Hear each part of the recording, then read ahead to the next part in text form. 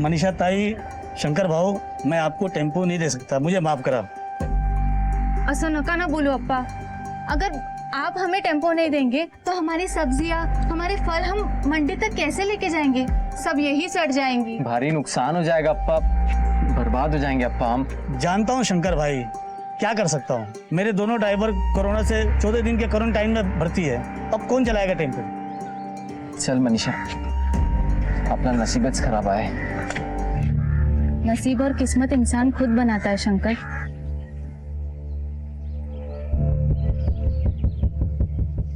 अप्पा, तेरा टेम्पो मेरे को देगा? तू क्या करेगी टेम्पो? मैं चला कर लेके जाएगी मुंबई। तू मजाक क्यों कर रही है? अरे नाही, मला येते चालवायला और मेरे पास लाइसेंस भी है। अप्पा, मेरे बाबा ने मुझे टेम्पो, ट्रैक्टर सब चलाना सिखाया है। मैं अपनी सब्जियां लेके जाएगी। तू बोल देगा? देख, तुझे ताई बोलता हूँ, तेरा हीच टेम्पो है, लेके जा। शंकर भाऊ, तुमच्या बायको लय भवानी आहे, भवानी। ये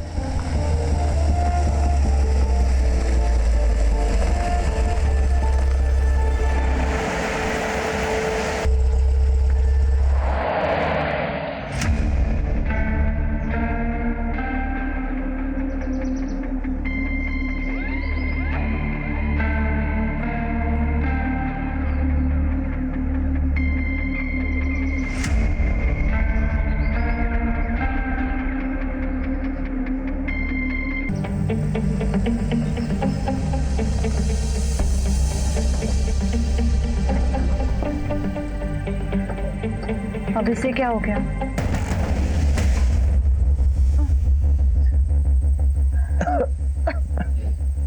अभी क्या करें?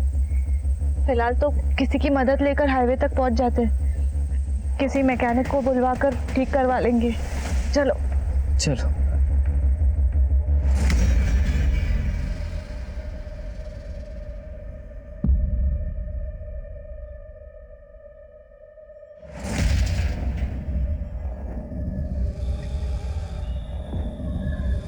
हाँ, 2 सेकेंड।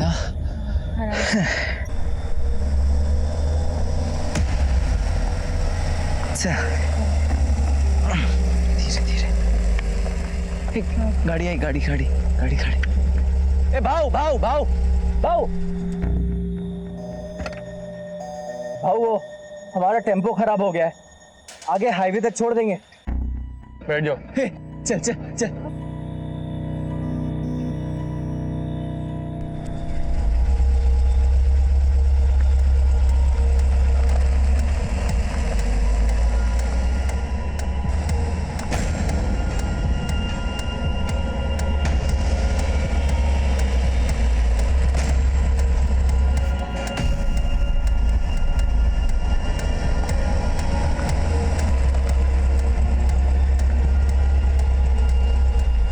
काय झालं भाऊ? क्या हुआ? भाऊ नीचे उतरो। भाऊ लेके नहीं, अंजलि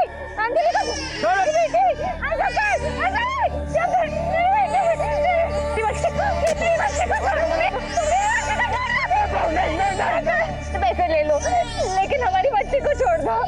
नहीं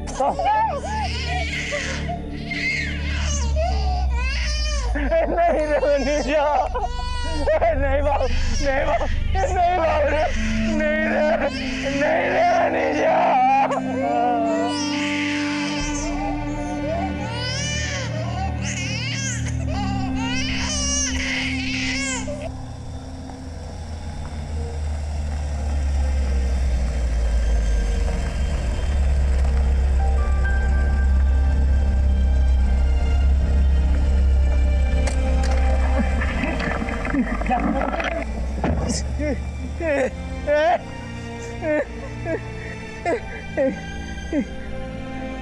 मनीषा, तू ठीक है?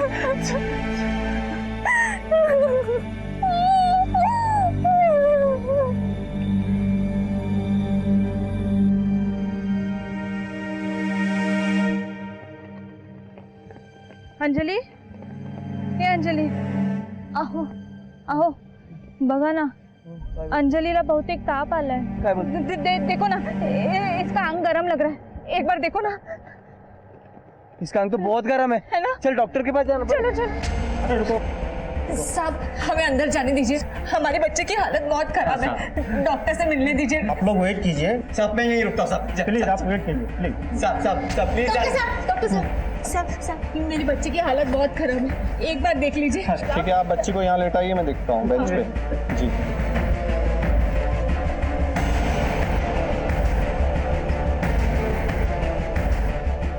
आई am sorry, she is dead.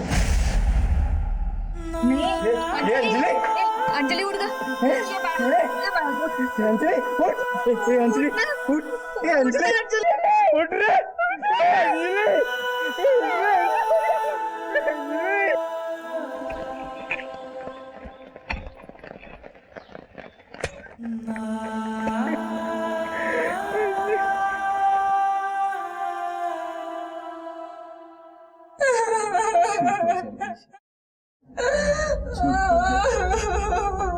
हे बघा तुम्ही घाबरू नका। मला माहित है कि इस वक्त ये सब पूछना सही नहीं है, फिर भी आप हमें बताइए, क्या आपने किसी का चेहरा देखा था? उन्होंने मास्क पहन रखा था। और आप गाड़ी के बारे में कुछ बता सकते हैं? वो कुछ स्टिकर जैसा था गाड़ी के पीछे, वो आंख जैसे जैसे कुछ झांक रहा हो, ठीक से याद नहीं आ रहा। गाड़ी का रंग तो याद होगा। हाँ, सफेद रंग की गाड़ी थी, पर नंबर नहीं देख पाया। ले, ऐसे कैसे पकड़ेंगे उनको? बोटेड फोन है, उसमें बाहर ले दीजिए। जी सर। जी देखिए, इनका मेडिकल टेस्ट करवाना पडेल। तुम्ही काय काळजी करू नका, आमची लेडी कॉन्स्टेबल इनके साथ जाएगी।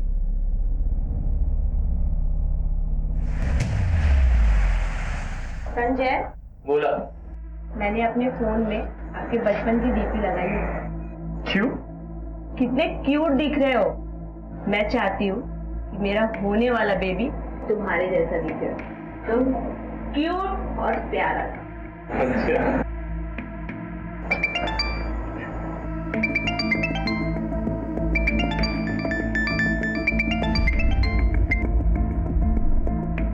कोई इम्पॉर्टंट कॉल है?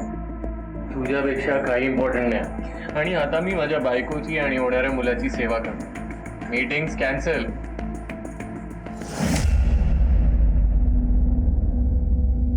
हो आय नो काम महत्वाचं आहे, पण आता लॉकडाऊन आहे की नाही, तर तसंही लॉकडाऊन मध्ये बाहेर पडता येणार नाहीये। नाही मित्राकडे तर नाहीच नाही। बरं एक मला फोन येतोय, मला फोन ठेवायला लागेल। And no means no, you are not going. Hello जी जी, हम पहुंचते हैं। बरवे चलो, नासिक मुंबई हाईवे पे एक लाश मिली है।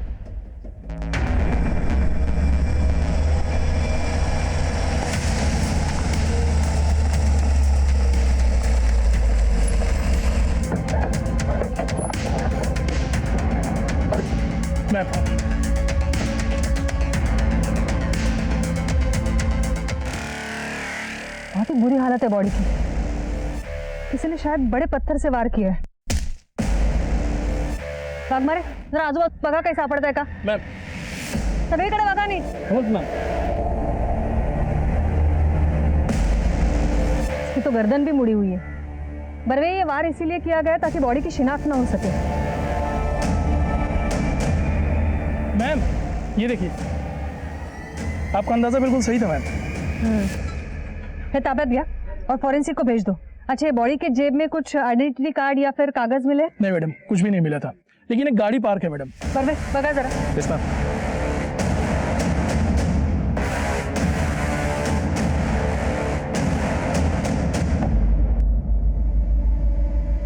वाघमारे, ये यहाँ से कोई अपना आदमी गुजरा था? नहीं मैम, कोई नहीं गया था। ये बारिश की वजह से यहाँ की मिट्टी गीली हो गई है और ये गीली मिट्टी पर सारे निशान पड़ चुके हैं। मैम,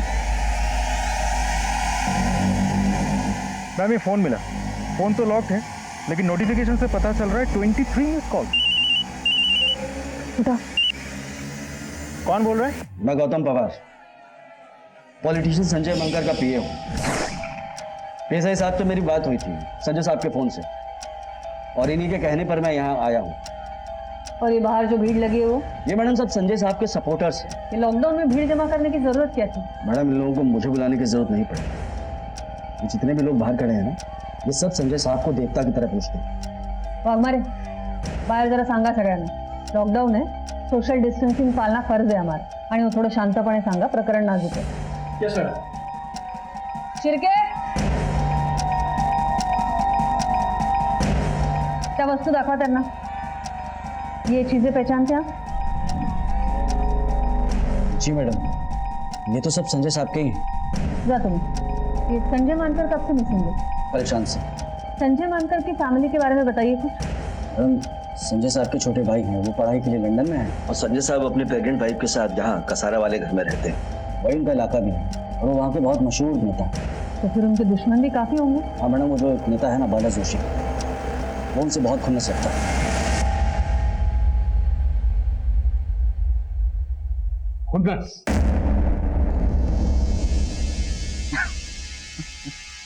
अरे साहेब, मी का खुन्नस ठेवू त्याच्यावर?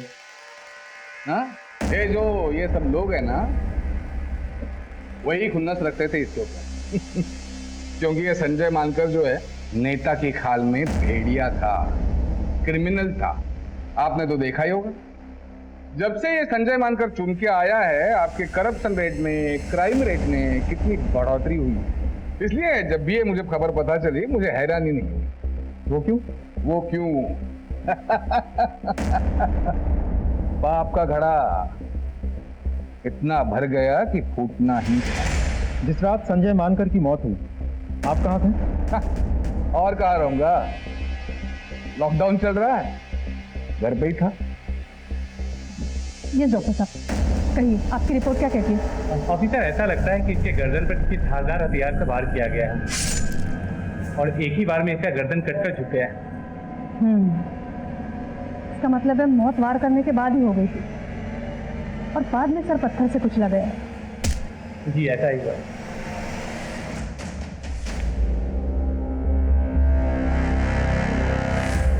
गौतम, तुम कुछ राज की बात बता रहे थे, बोलो.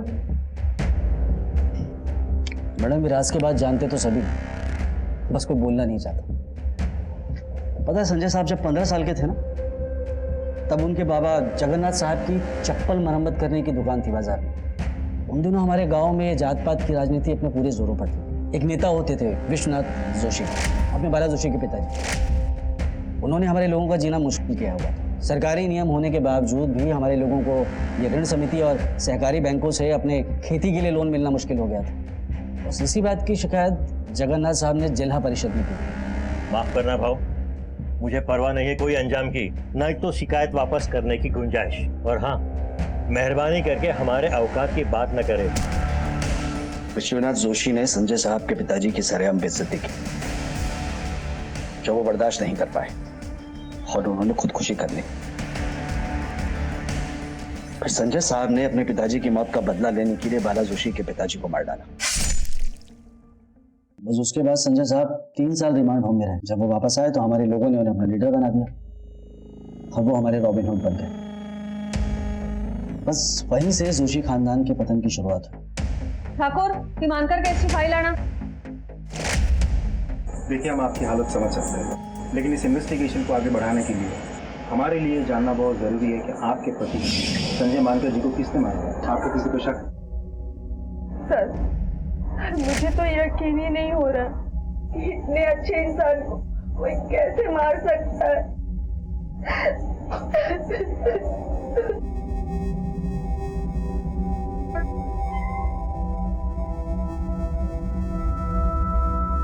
Thank you. So mister Gautam, Sanjay मानकर का कोई फ्रेंड सर्कल या फिर करीबी दोस्त जिनके यहाँ वो अकेले जाना पसंद करते थे?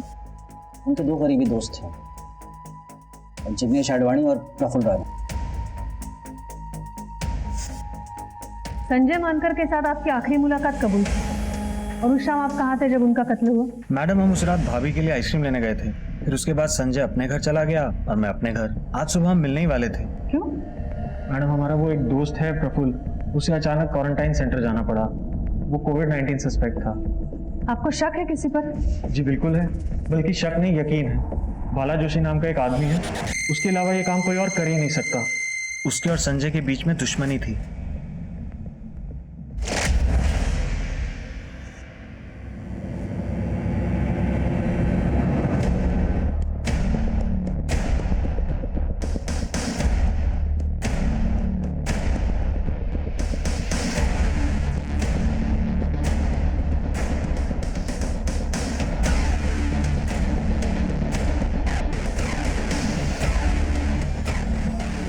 अंजली, हे बघ, मी तुझ्यासाठी काय बनवलंय, खाएगी ना? तू काय करतेस मनीषा? खा ले. हे तू काय करतेस मनीषा? अरे शंकर, मैंने ये अंजलि के लिए बनाया है. वो अगर आज हमारे साथ होती तो पहली बार कुछ खाती, उसका अन्नप्राशन होता. ये ले, मैं खिला देती हूँ उसको. सुन ना, खाएगी ना? वो नहीं, अरे ती गेली, चली गई.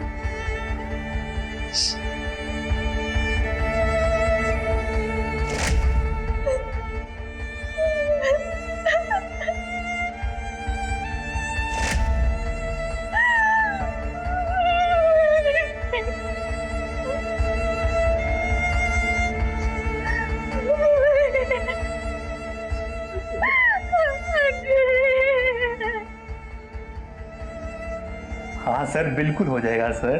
सर आप चिंता मत कीजिए सर. पक्का पक्का सर, 100%. जी सर. सर. हाँ बाग बड़े बोला. सर मनीषा का जहाँ पे रेप हुआ था वो सारा एरिया छान मारा, लेकिन वहाँ पे कुछ भी नहीं मिला, ना ही कोई आई विटनेस. कुछ मिलेगा भी नहीं, कोई दम नहीं है उस केस में. सर हमें उस गाड़ी को ढूंढना चाहिए जिस गाड़ी के बारे में शंकर ने हमें बताया था. अरे तुम बूढ़े हो गए हो बूढ़े. कल को वो स्टिक मैं अपनी गाड़ी पे चिपका दूंगा, तुम तो मेरे पे केस बना दोगे. पंच साहब जाओ, चाय के लिए बोलो.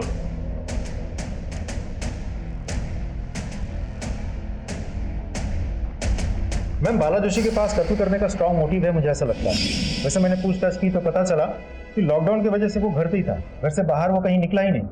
उसके कॉल रिकॉर्ड भी मैंने चेक किए, कुछ भी सस्पिशियस नहीं निकला. लेकिन हाँ, जिस तरीके से वो बात कर रहा था, मुझे ऐसा लग रहा था कि वो शायद हमसे कुछ छिपा रहा है.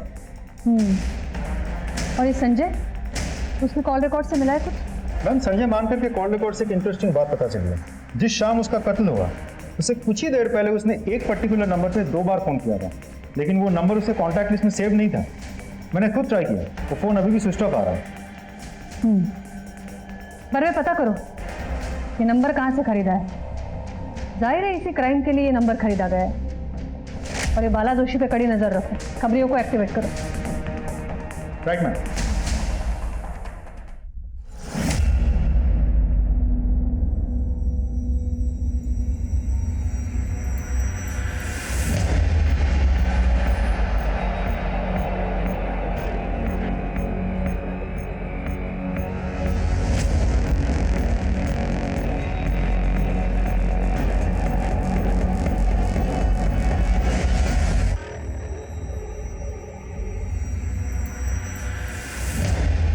हेलो मैम, एक इंपॉर्टेंट इन्फॉर्मेशन मिली है.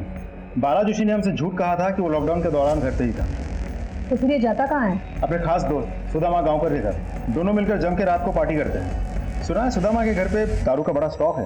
क्या उन दोनों ने उस रात भी पार्टी की थी जिस रात संजय मानकर का कत्ल हुआ था? जी मैम. या सुदामा गावकरला घेऊन या जरा.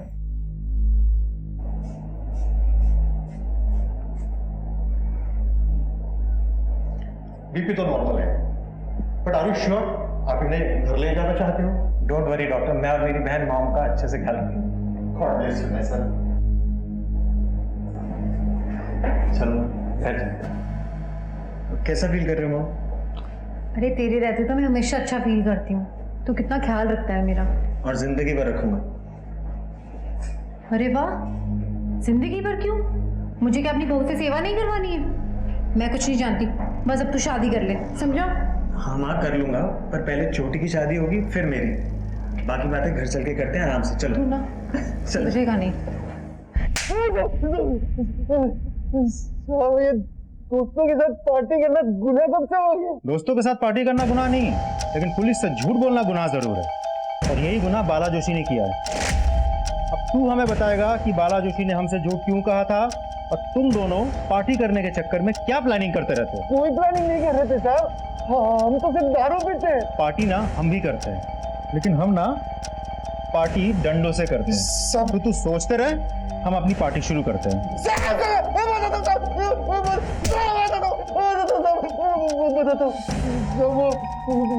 बाला संजय मानकर को मरवाना चाहता था साहब, और उसके लिए वो उसने कॉन्ट्रैक्ट किलर प्रकाश मानसेकर को सुपारी भी दी थी साहब। मानकर बहुत खतरनाक और शातिर है, उसे भनक भी लग गई या वो बच गया तो हमें वो सीधा नर्क भेज देगा, इसलिए काम बहुत सावधानी से करना।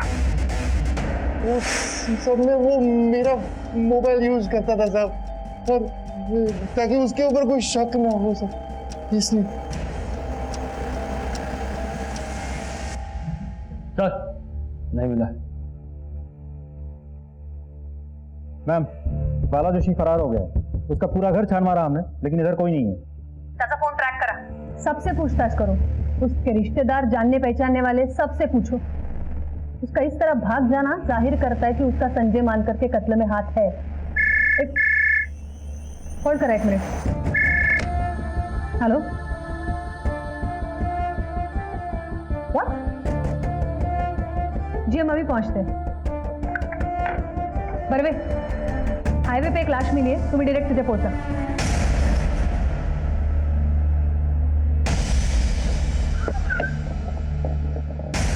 मैम, मैंने बॉडी की शनाख्त कर ली है, ये अडवाणी ही है, और इसे भी ठीक उसी तरीके से मारा गया है जैसे संजय मानकर को मारा गया था। गर्दन भी उसी तरह मुड़ी हुई है, और शायद वार भी किसी पत्थर से ही किया गया है। एक बात और मैडम, ये क्राइम स्पॉट भी पिछले क्राइम स्पॉट से ज्यादा दूर नहीं है। बर्वे, ये पैरों के निशान देखो, ये उसी तरह के पैरों के निशान है जो पिछले क्राइम स्पॉट पे थे। बर्वे, ये प्रकाश मानसेकर और बाला जोशी दोनों को लेकर आओ। प्रकाश और बाला दोनों मुझे चाहिए किसी भी हालत में। Yes ma'am.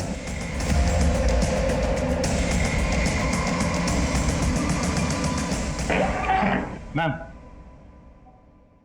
मैंने हर जगह पूछताछ कर लिया। प्रकाश मानसेकर उसी दिन से गायब है जिस दिन संजय मानकर का कत्ल हुआ था, और उसका फोन भी स्विच ऑफ आ रहा है, और बाला जोशी का भी कुछ पता नहीं चल पा रहा है। इन दोनों को आसमान खा गया, धरती निकल गई। बाला जोशी के घर वालों पर तो हमने नजर रखी थी, प्रकाश मानसेकर के घर पे कौन कौन है? उसकी वाइफ है मैम, जो कि फिलहाल प्रेग्नेंट है। इसका मतलब है वो अपनी वाइफ से कांटेक्ट करने की कोशिश तो जरूर करेगा। वैसे उसके घर पे हमारी नजर है, और वाइफ के फोन को भी हमने सर्विलेंस पे डाल रखा है। आपको लगता है मैम कि दोनों केसेस में प्रकाश इन्वॉल्व हो सकता है? बिल्कुल हो सकता है। ये दोनों कत्ल का पैटर्न सेम है, दोनों गहरे दोस्त भी हैं। इन दोनों को मारने की जरूर कुछ खास वजह है।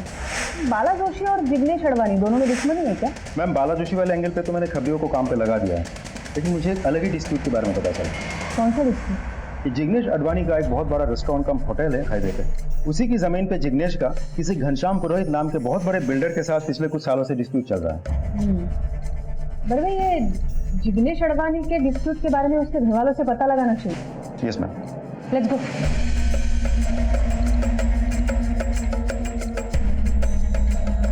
क्या आप हमें जिग्नेश और पुरोहित के डिस्प्यूट के बारे में बता सकती हैं? क्या बताऊं मैडम? बाहर आ जल्दी। कहाँ कर बेटा, कहाँ छुप के बैठा है? जल्दी बोल। वो घर पे नहीं है, क्या काम है? उसे बोल दे, उस ढाबे की जमीन अगर उसने मेरे हवाले नहीं की तो तू और तेरा परिवार साथ में ऊपर जाएगा। वो मेरे पति की आखिरी निशानी है। हम मर भी जाएंगे लेकिन वो जमीन नहीं देंगे। ये बात। चलो ठीक है, हम एक काम करते, तुम जिंदा ही रहो और जिंदगी भर इस बात का मलाल मनाती रहो कि तूने मेरी बात नहीं मानी। देख क्या रहे हो, शुरू हो जाओ। जो मेरी बेटी को हाथ लगाया तो मैं कहती छोड़ो मेरी बेटी को, मैं कहती हूँ छोड़ दो इसे, छोड़ो छोड़ो छोड़ दो रे, छोड़ दे उसे। देख, आज तेरी बेटी को कुछ नहीं किया है, हाँ, लेकिन कल कर भी सकते, और समझा देना तेरे बेटे को। चलो रे।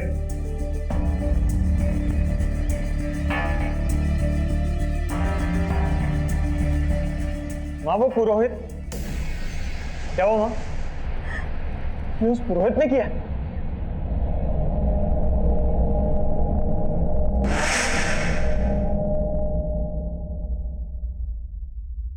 मैडम, मुझे पता था कि मेरी फैमिली को उस जिग्नेश अडवाणी ने मारा था।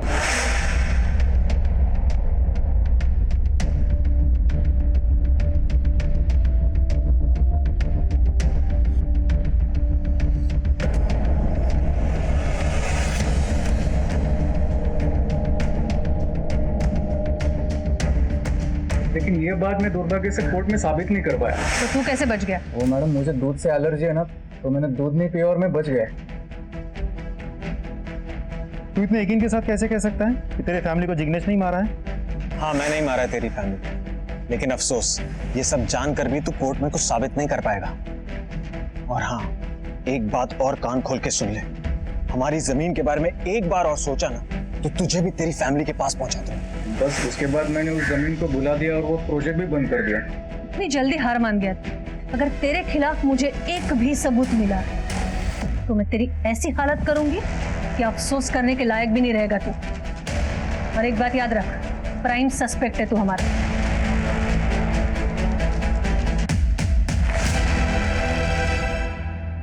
घनश्याम पुरोहित के बारे में कुछ पता चला? यस मैम, मैंने घनश्याम पुरोहित का बैकग्राउंड अच्छे से चेक किया।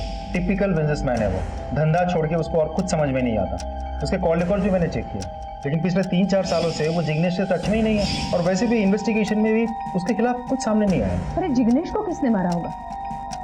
चलो मान लेते हैं कि प्रकाश ने संजय मानकर को मारा।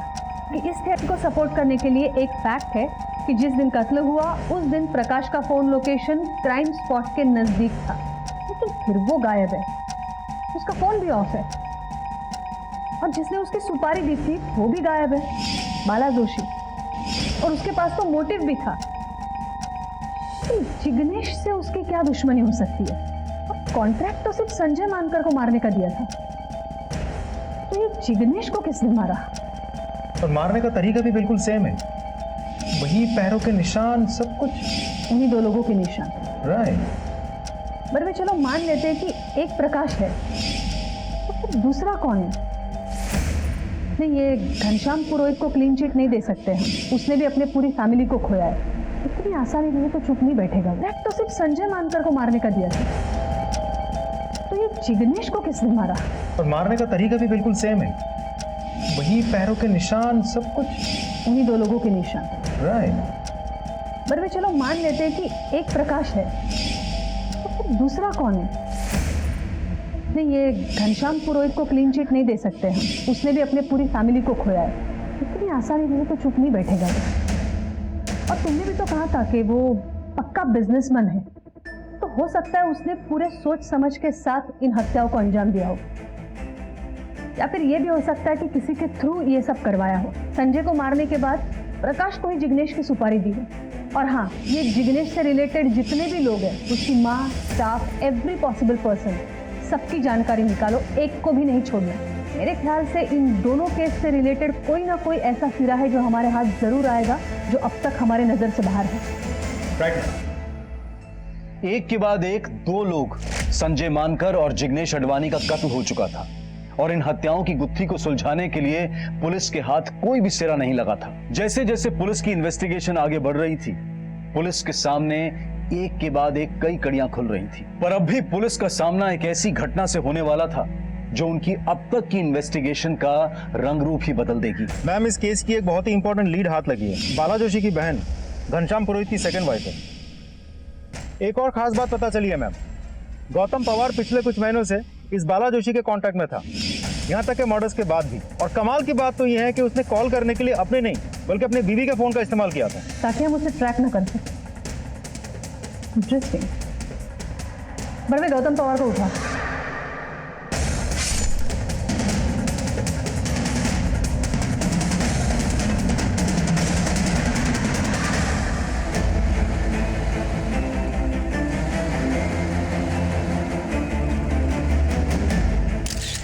स्ट्रेंज। बड़वे, इसका भी सर पत्थर से कुचला गया है, गर्दन भी मुड़ी हुई, ठीक उसी तरह जिस तरह संजय और जिग्नेश को मारा गया। और ये देखिए, बिल्कुल वैसे ही पैरों के निशान। बड़वे, एक बात नोटिस की तुमने? ये मिट्टी यहाँ डाली गई है और फिर पैरों के निशान बनाए गए हैं। यू राइट मैम, क्योंकि बारिश की वजह से आसपास की मिट्टी तो गीली है, लेकिन ये तो कंक्रीट है, यहाँ पैरों के निशान देख के लग रहा है कि किसी ने जानबूझ के यहाँ मिट्टी डाली है और फिर पैरों के निशान बनाए हैं, ताकि इन्वेस्टिगेशन को मिसलीड किया जा सके। थँक्यू ग मनीषा, तू किती छान जेवण बनवतेस. अगं ताई, त्यात काय थैंक यू, ये तो पड़ोसी धर्म है और आपके पति कोई साधारण काम नहीं कर रहे हैं, आप तो सेवा कर रहे हैं। वो क्या बोलते हैं, कोरोना वॉरियर, कोरोना योद्धा है आप। इस कोरोना की वजह से म्युनिसिपल कॉर्पोरेशन में भी डबल ड्यूटी लगा रखी है। ऐसे मुश्किल घड़ी में तुम हमारे बच्चों को संभाल रही हो, उन्हें खाना खिला रही हो और हमारे लिए भी खाना बना रही हो. खरंच ग, मी तुझी खूप आभारी आहे. ताई, आम्ही तुमचे आभारी आहोत. चल मी येते, मला ड्युटीवर जायचंय. हो हो, सावकाश जावा. हो. मैम, हमने प्लान के मुताबिक प्रकाश की बीवी रेशमा का फोन सर्विलेंस पर रखा था। कल रात को उसे एक अननोन नंबर से कॉल आया था। हमने पता किया तो पता चला कि वो प्रकाश का ही नंबर है। प्रकाश के लोकेशन के बारे में भी हमें पता चल गया है। फिलहाल वो मालेगांव में कहीं रुका हुआ है। मालेगांव पुलिस से बात की तुमने? जी मैम। एक काम करो बरवे, तुम खुद जाकर उसे अरेस्ट करो। ये केसेस सॉल्व होने के लिए उसका अरेस्ट होना बहुत जरूरी है। Right ma'am.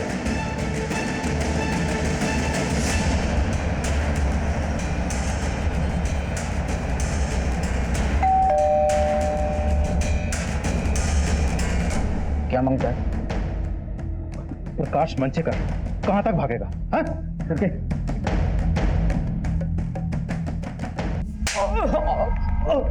तुम दोनों ने संजय मानकर, जिग्नेश आडवाणी और गौतम पवार को क्यों मारा? नहीं सर, हमने नहीं मारा। मतलब संजय को मारने की सुपारी मैंने दी, मैं मानता हूँ, लेकिन बाकी दोनों के बारे में वाकई कुछ नहीं पता।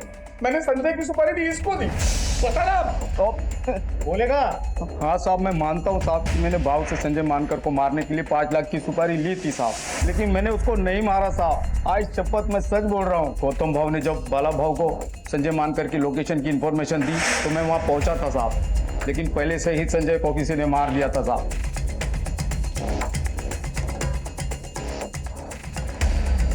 मैंने संजय की लाश को वहाँ देखा, लेकिन वहाँ बहुत ज्यादा अंधेरा था, मैं ठीक से कुछ देख तो नहीं पाया। अब मैंने नहीं मारा था। तो शहर छोड़ के क्यों भागा था?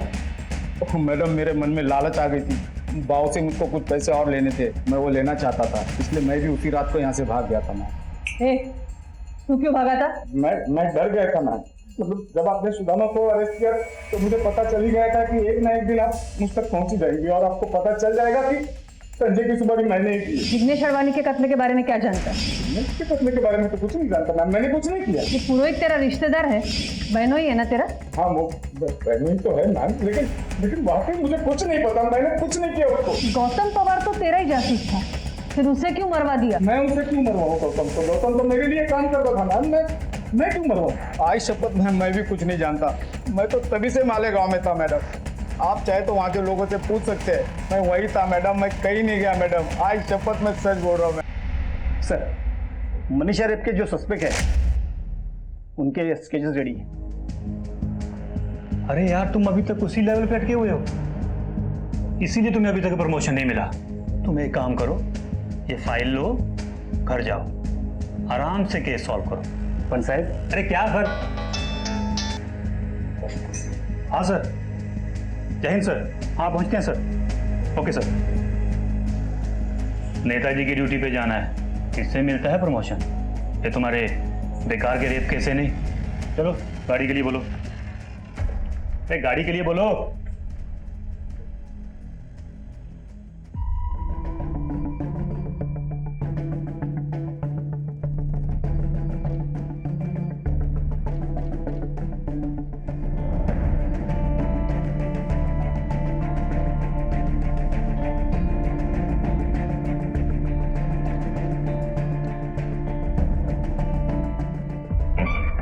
मैम, गौतम पवार के कॉल रिकॉर्ड्स आ गए। उस दिन उसने भी एक नंबर पे 2 बार बात की थी, जिसके बाद उसका भी कत्ल हो गया। और खास बात तो ये है कि मरने से आधे घंटे पहले ही उसने बात की थी मैम। ये वही नंबर है जो हमें संजय मानकर के कत्ल के समय मिला था, जिसका आज तक हमारे पास कोई इन्फॉर्मेशन नहीं है, कोई डिटेल नहीं है। मैंने भी वो नंबर ट्राई की थी मैम, स्विच ऑफ आ रहा है। ये नंबर हमारे लिए बहुत बड़ी लीड हो सकती है बरवे। और किसी नंबर पे कांटेक्ट हुआ इस नंबर से? उस नंबर के अलावा उसने संजय के दोस्त प्रफुल्ल राणे से भी बात की। बरवे, ये संजय, जिग्नेश और प्रफुल्ल तीनों गहरे दोस्त थे और गौतम उनका राजदार। ये भी हो सकता है कि ये 3 कत्ल के बाद अभी कातिल चौथे कत्ल की फिराक में है। हो तो सकता है मैम, लेकिन कारण समझ में नहीं आ रहा है, कोई क्यों करेगा? कारण कुछ तो बड़ा है बर्वे। नमस्कार मैडम, PSI वाघमारे बोलतोय, Indira Nagar police station. Madam, हमारे यहाँ कुछ दिनों पहले केस आया था। एक औरत के साथ कुछ लोगों ने हाईवे पर बलात्कार किया। इस हादसे में उसकी 6 महीने की बच्ची भी मारी गई। इनिशियल इन्वेस्टिगेशन में ना कोई एविडेंस मिला और ना ही कोई एविडेंस, लेकिन उन लोगों के स्केचेस हमने बनवाए हैं। पर मैडम, उनके चेहरे पर मास्क लगे हुए हैं और मैं पर्सनली हर पुलिस स्टेशन में फ़ोन करके इंफॉर्मेशन दे रहा हूँ।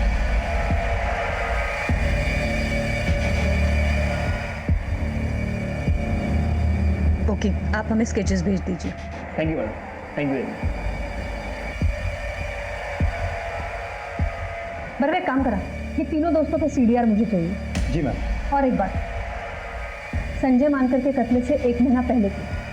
हो जाएगा मैम, लेकिन कोई खास बात? और ये प्रफुल्ल राणे को कांटेक्ट करो इमीडिएटली। Okay ma'am.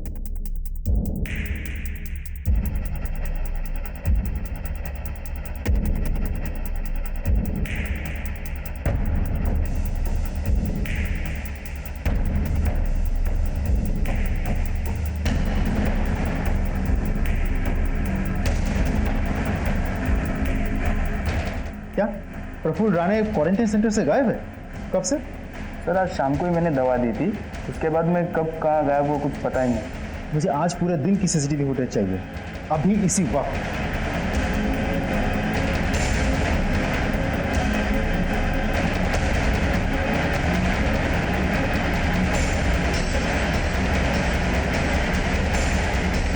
बर्वे, उस नंबर का पता करो जिस पर फोन किया गया है, और ये भी पता करो कि कौन सी नर्स इस वक्त ड्यूटी करती है। मैम। महेंद्र, ये पता करो कि ये प्रफुल्ल की गाड़ी कौन लेके आ सकता है, कोई ड्राइवर या फिर कोई और। मैम,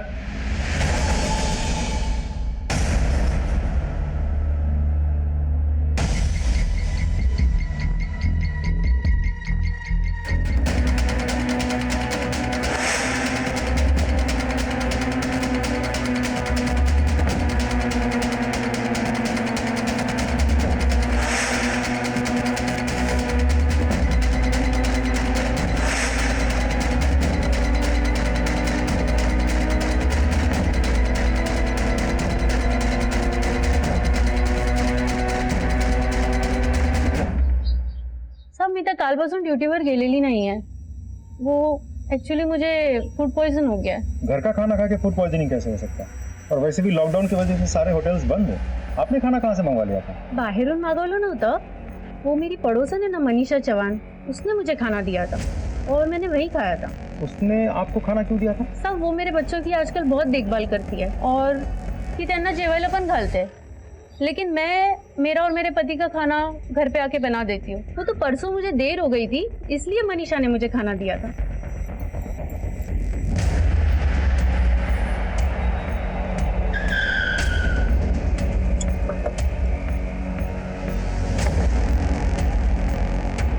तू ही है प्रफुल्ल का ड्राइवर?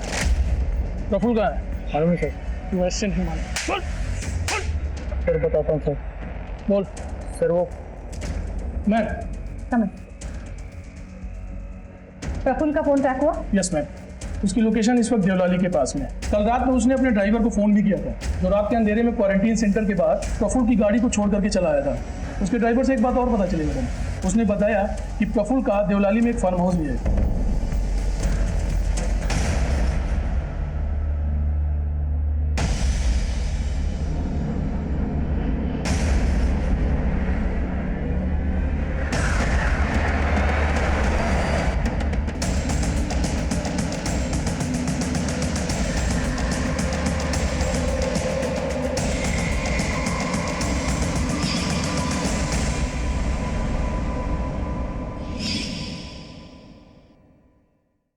मनीषा, तुम्हें ये सब करने की क्या जरूरत थी?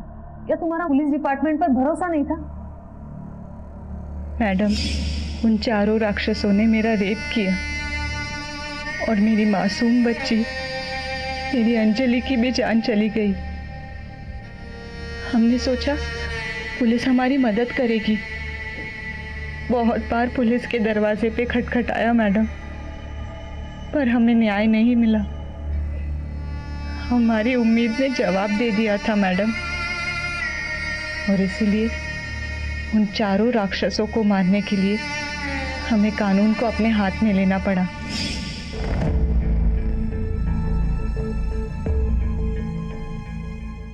तुमने उन्हें पहचाना कैसे? जिस दिन उन राक्षसों में से एक राक्षस हमारी बस्ती में राशन बांटने आया, उस दिन मैं उसे पहचान गई।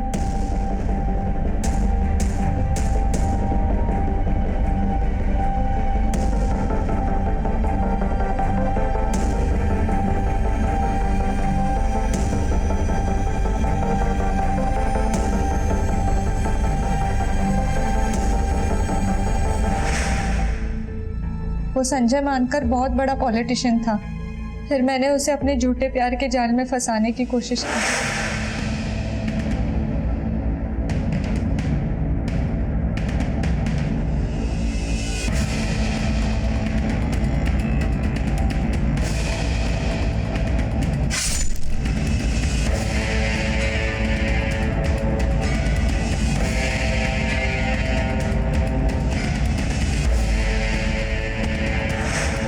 हमने पता करने की कोशिश की कि उस रात संजय के साथ और कौन कौन था। फिर हमने एक के बाद एक जिग्नेश और गौतम को मौत के घाट उतार दिया।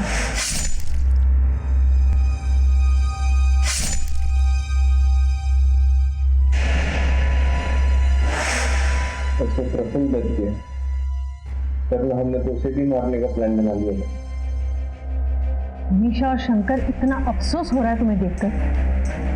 एक अजीब सा सिलसिला शुरू हो चुका है। विक्टिम्स क्रिमिनल बन रहे हैं और क्रिमिनल्स विक्टिम। अगर सब लोग इस तरह कानून हाथ में लेने लगे तो समाज का क्या होगा? अरे जानवरों से भी बदतर हो जाएगी जिंदगी हमारी। मैडम, माफ कर दीजिए। मैडम, वो बहुत बड़े लोग थे, उनके पास पैसा था, पावर था। हमें लगा कहीं वो इस चीज का इस्तेमाल करके इस केस को दबा ना दे। मैडम, वैसे भी हम गरीबों की कौन सुनता है? कानून सबकी सुनता है मनीषा, और सबके लिए सेम होता है। जरूरत है उस पर विश्वास करने। थोड़ी देर सब्र होती, लेकिन गुनहगार पकड़े जरूर जाते। वो कोई हैबिचुअल क्रिमिनल्स नहीं थे, उन्हें भी अपराध का पछतावा हुआ होगा।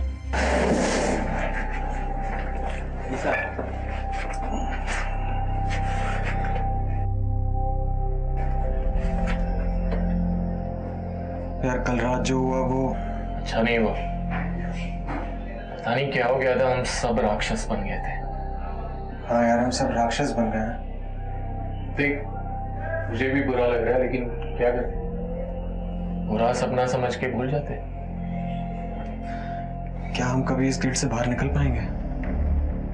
हर इंसान के अंदर एक राक्षस छिपा हुआ होता है जो हर पल बाहर आना चाहता है, लेकिन हमारी शिक्षा, हमारे संस्कारों की मदद से हम बचपन से उस राक्षस को अपने अंदर दबाए रखना सीखते हैं। पर हमारा गुस्सा और बदले की भावना हमारे अंदर दबे हुए राक्षस को बाहर आने के लिए प्रेरित करती है। संजय मानकर, जिग्नेश अडवाणी और प्रफुल्ल राणे, ये कोई हैबिचुअल क्रिमिनल्स नहीं थे, लेकिन उस रात नशे की हालत में उनके अंदर का राक्षस बाहर आ गया और वो एक घिनौना गुनाह कर बैठे। वैसे ही मनीषा और शंकर के अंदर दबी बदले की भावना ने उनके अंदर के राक्षस को हवा दे दी। ये राक्षस आपको जुर्म के ऐसे रास्ते पर लाकर छोड़ता है जहां से वापस आना मुमकिन नहीं होता। अब मैं अनूप सोनी आपसे विदा लेता हूं, फिर मुलाकात होगी क्राइम पेट्रोल सतर्क में एक और नए केस के साथ। तब तक अपना और अपने परिवार का ख्याल रखें, सतर्क रहें, सुरक्षित रहें और देखते रहें क्राइम पेट्रोल सतर्क। जय हिंद।